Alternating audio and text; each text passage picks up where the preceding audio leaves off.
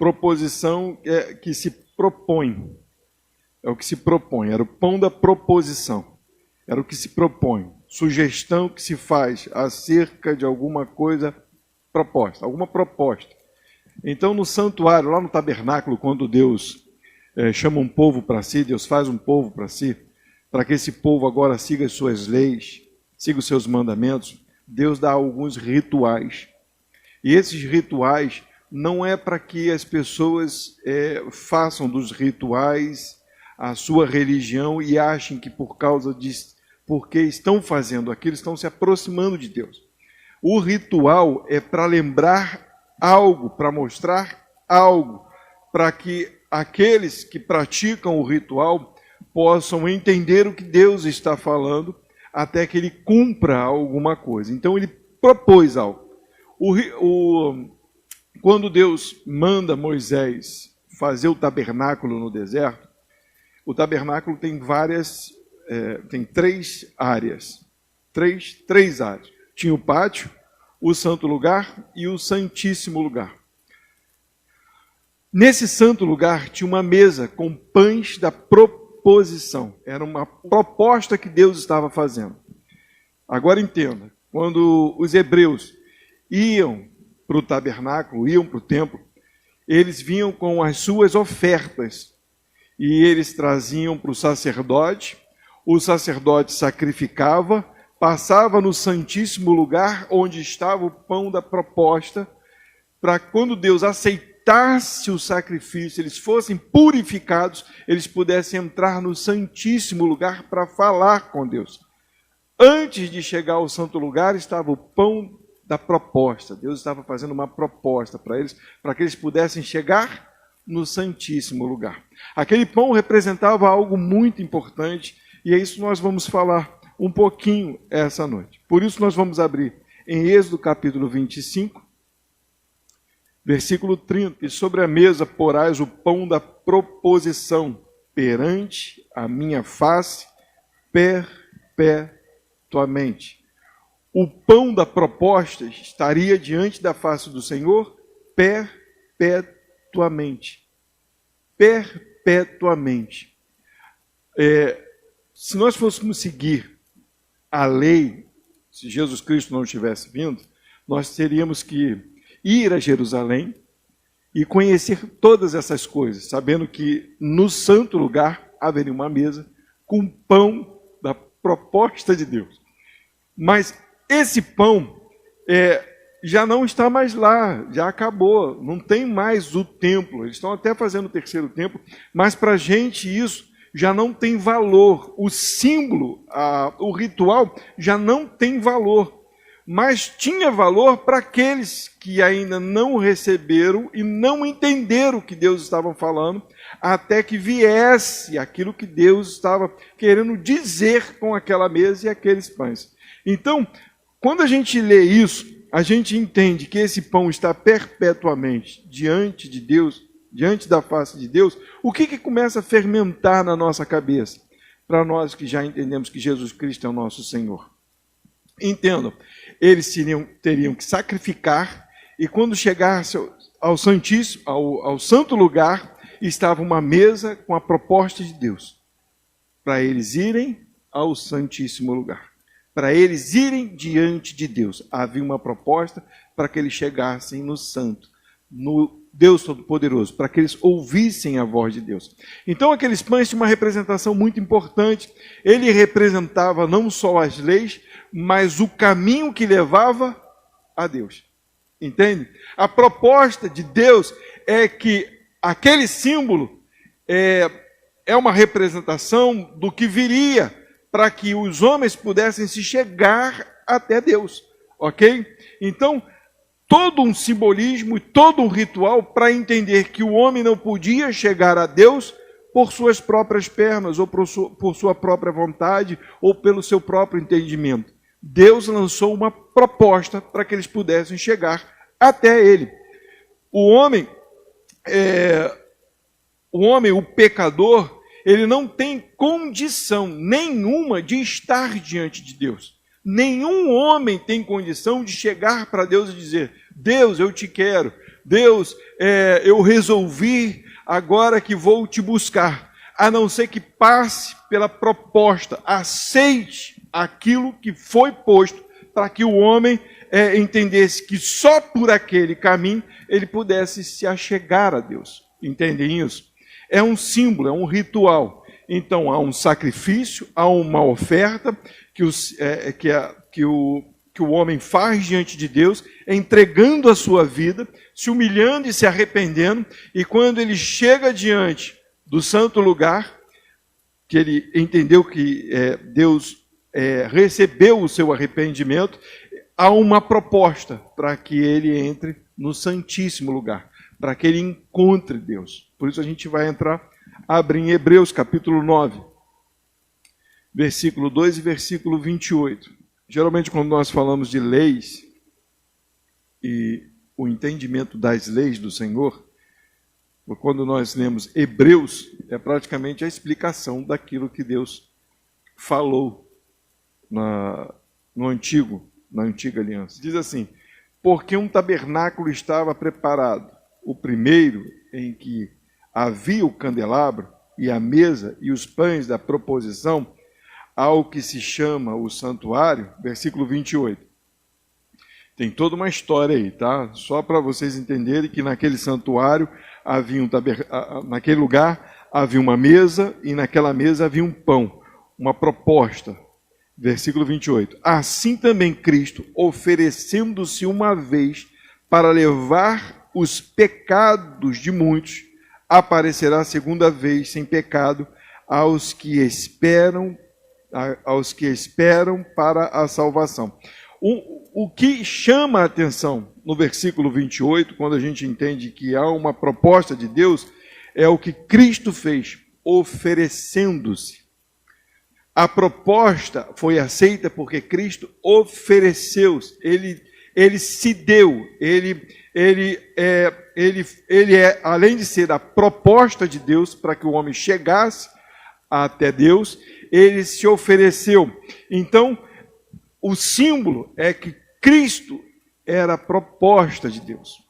O Cristo, Senhor Jesus, é a proposta de Deus para que o homem se achegue a Deus. Não existe outro caminho, não existe outra fonte, não existe uma religião, não existe uma ideia diferente. Então, tudo que estava no tabernáculo, tudo que estava naquele lugar era para simbolizar o caminho que eles tinham que fazer até Deus. Uma coisa que é importante a gente entender, essa questão de se oferecer, todos os homens, quando se chegavam ou iam ao templo para buscar a face de Deus, eles vinham com ofertas. Só para a gente poder entender, eu sei que é um pouquinho enrolado, mas a gente precisa entender isso. E eu não posso deixar de falar essas coisas. Isso precisa estar entranhado nos nossos corações. Porque Deus nos chamou para uma mudança de vida. Se Deus nos chamou para uma mudança de vida e nos fez nova criatura, nós precisamos ter entendimento disso. Muito forte. Como que funciona a oferta de Jesus Cristo? Vamos falar dos homens.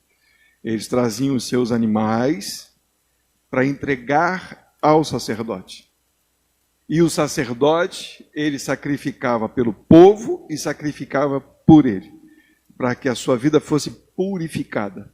Não era por causa do animal, era por causa da entrega, da oferta.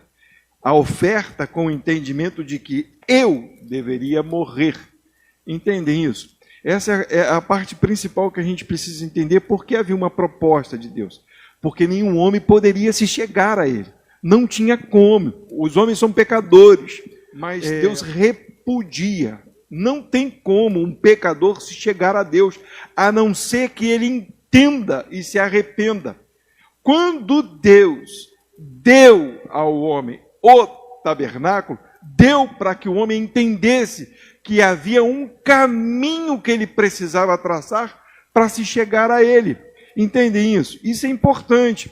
Então, quando Deus faz um povo para ele, pela graça, ele chama um povo para ele, o povo não fez nada de bom, era todo mundo pecador.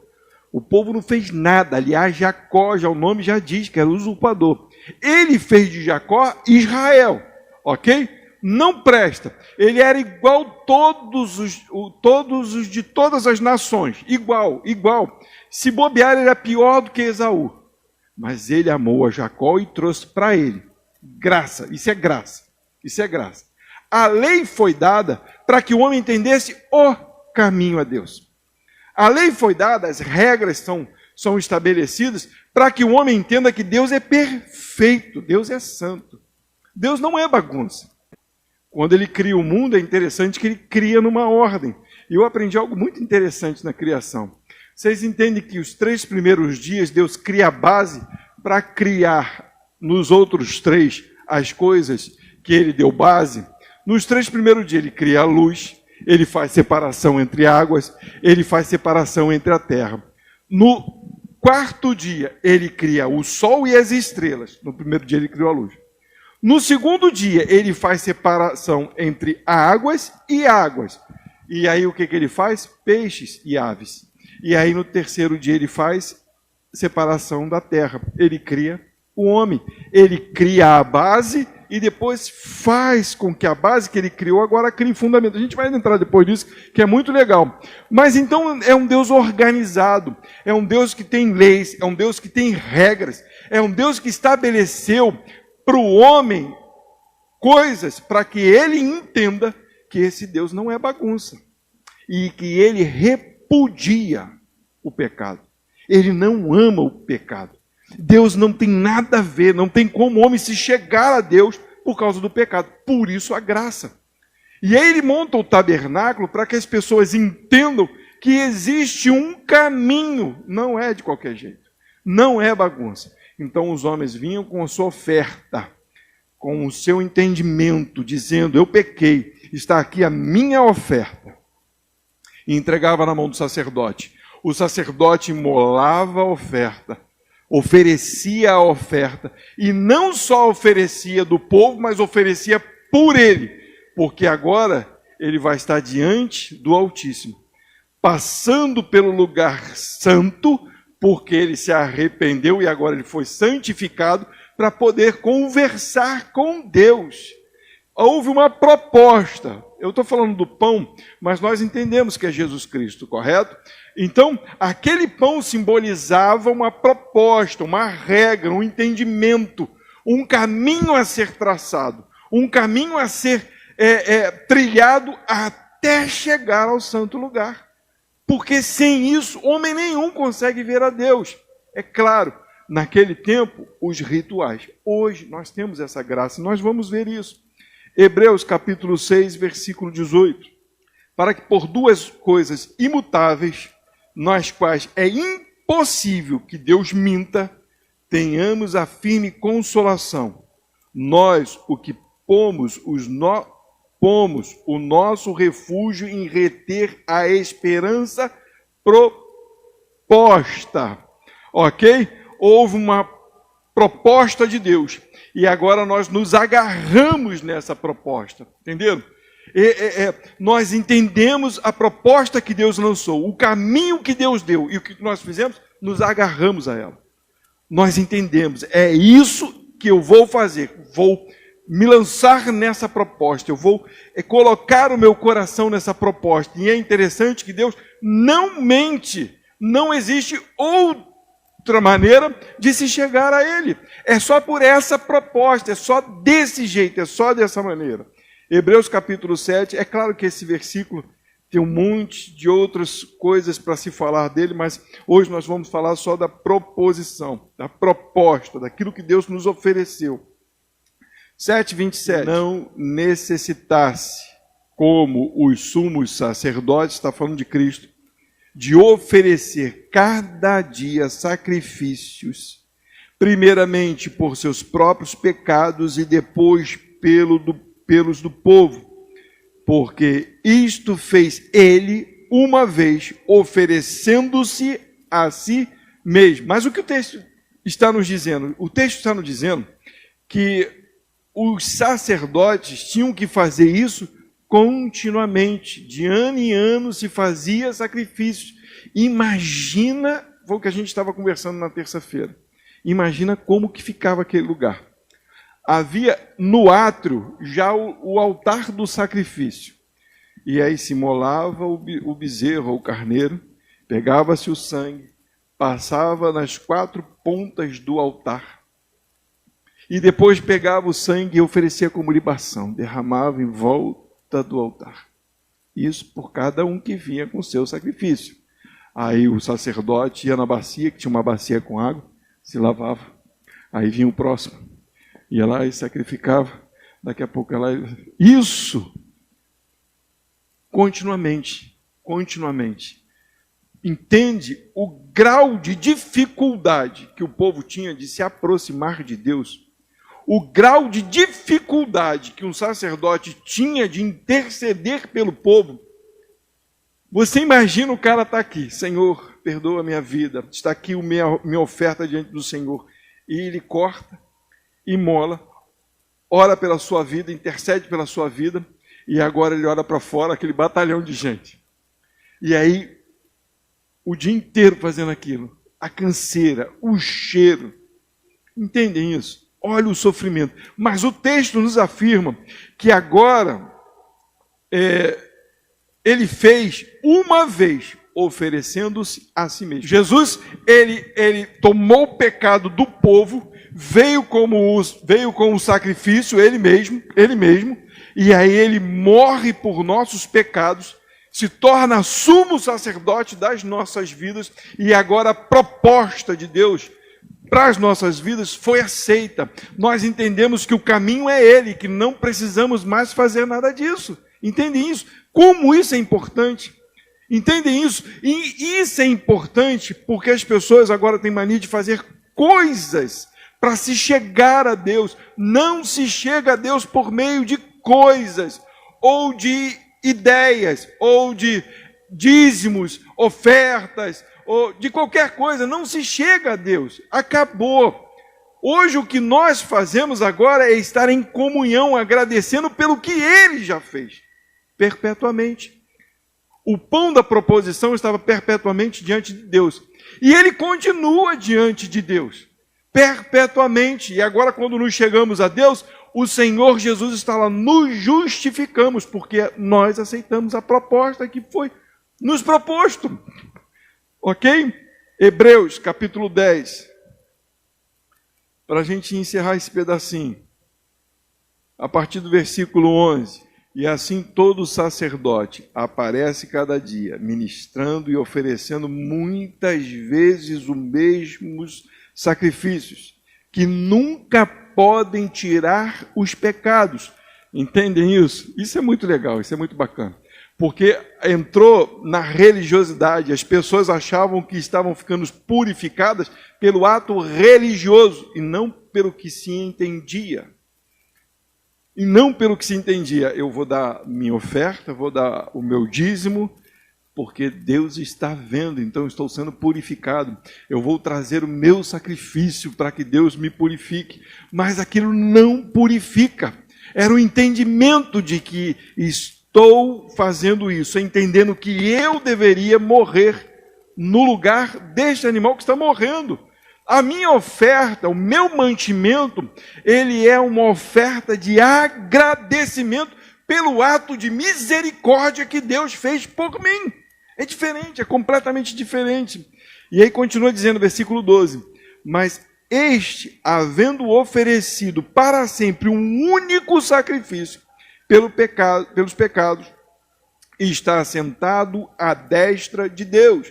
O pão da proposição, diante da face de Deus, perpetuamente. Está diante de Deus, à direita de Deus, eternamente.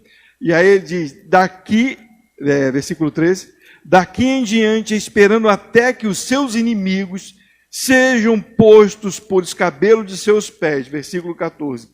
Porque com um só ato de oblação, aperfeiçoou para sempre os que são santificados. Oblação é ação de ofertar.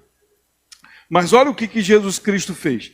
Jesus Cristo fez num ato, de uma maneira, numa ação só, da sua oferta, nos fez perfeitos. Pastor, não, perfeito eu não sou não, pastor. De vez em quando eu miro, de vez em quando eu olho alguém torto, de vez em quando... Isso é importante nós entendermos. Essa ação que Cristo fez por nós é de não levar-nos à condenação. E por causa agora do seu Espírito, nos leva a uma vida de santificação. Não é que vamos acertar o tempo todo, mas é que a nossa vida agora tem a consciência de que o que ele fez foi de uma vez por todas e que não precisa ser feito outra vez. Senão vocês imaginam quantas vezes Jesus Cristo teria que vir a esse mundo para morrer. Olha, Jesus, pequei de novo e agora eu já não tenho mais boi para oferecer. Dá para descer outra vez? Não tem mais isso, acabou. Nós agora estamos perfeitos nele. Ok? Então agora a vida que nós vivemos agora é de Deus. Me perdoa, porque o Senhor me deu uma nova vida, o Senhor me fez puro em ti, mas ainda há desejos no meu coração, ainda há pecados, e eu preciso que o Senhor guie a minha vida, porque eu aceitei a proposta de Deus, eu aceitei a esperança, eu vivo essa esperança, e esse é o caminho que eu quero viver e eu quero seguir. É isso que ele está falando. Por isso a oblação, essa ação de ofertar. O que é oblação? Essa ação de ofertar é algo voluntário, nunca foi obrigatório, é voluntário. O que é oferta? Esquece a oblação, o nome estranho, é oferta, a ação de ofertar. A ação de ofertar é voluntário, porque entendi oferta. Porque eu entendi o que ele fez por mim, a ação dele de ofertar a sua própria vida, porque ele quis, e agora ele me deu esse entendimento, e agora o que eu faço? A mesma coisa, eu me oferto, eu me dou diante dele, pela ação que ele fez. Entendam isso é importante entender. A oblação de Cristo é tão importante, porque é fundamento para as nossas vidas. Olha de novo para o povo, olha de novo para a sua vida, para a minha vida. Que Deus ganharia? Que Deus ganharia? Nada. Ele é dono de todas as coisas, e todas as coisas subsistem por causa dele.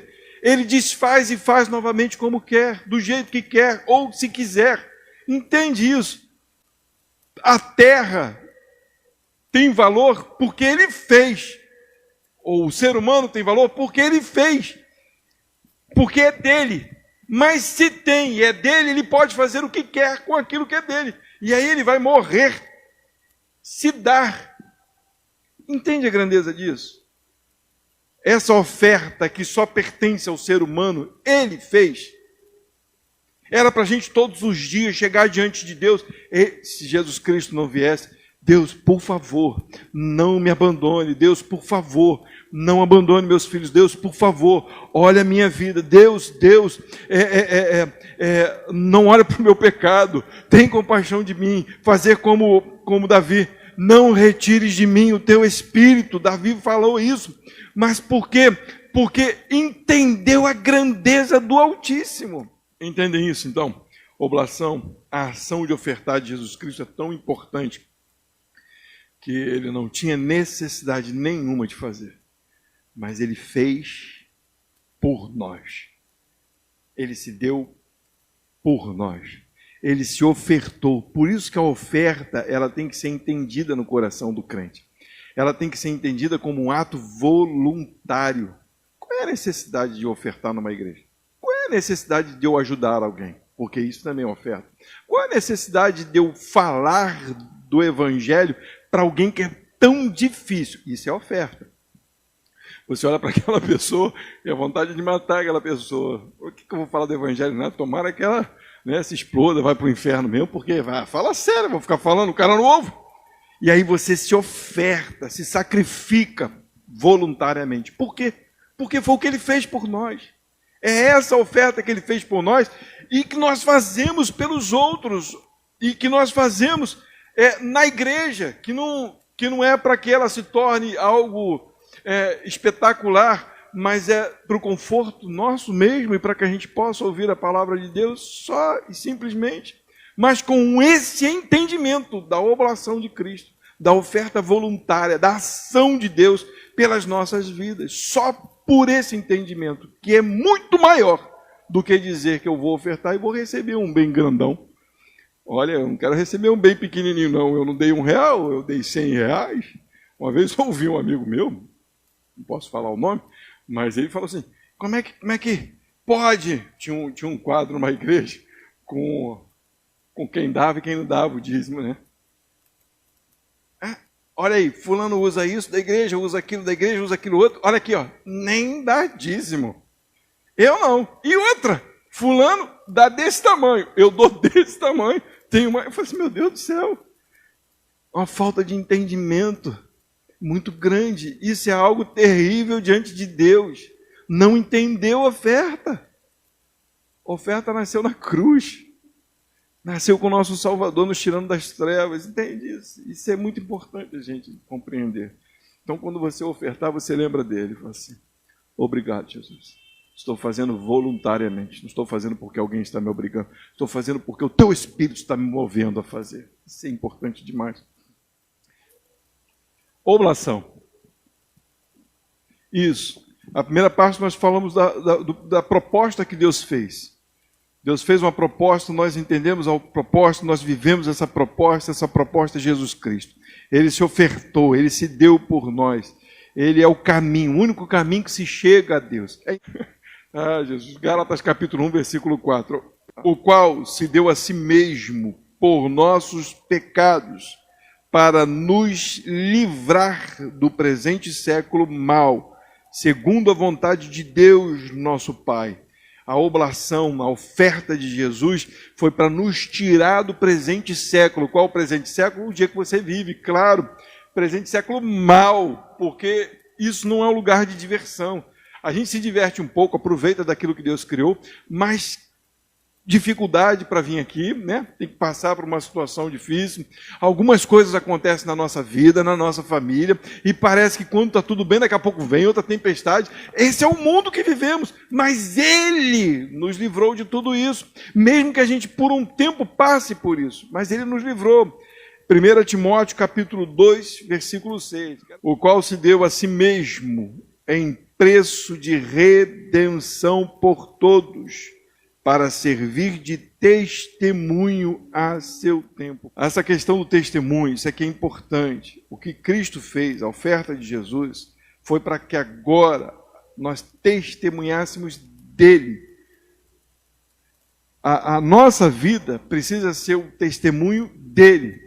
Eu sei que às vezes a gente vê muito isso e pessoas muito legais de se ouvir, pastores muito legais de se ouvir, mas você ouve assim, o ministério de fulano, o ministério de cicrano, o ministério mas com o entendimento que o testemunho que se prega é o de Cristo, não é o da pessoa. Não estou falando de testemunhar algo que Jesus fez, mas exatamente isso, de falar daquilo que Ele está fazendo, e não daquilo que eu fiz. Hoje em dia virou moda as pessoas falarem daquilo que estão fazendo.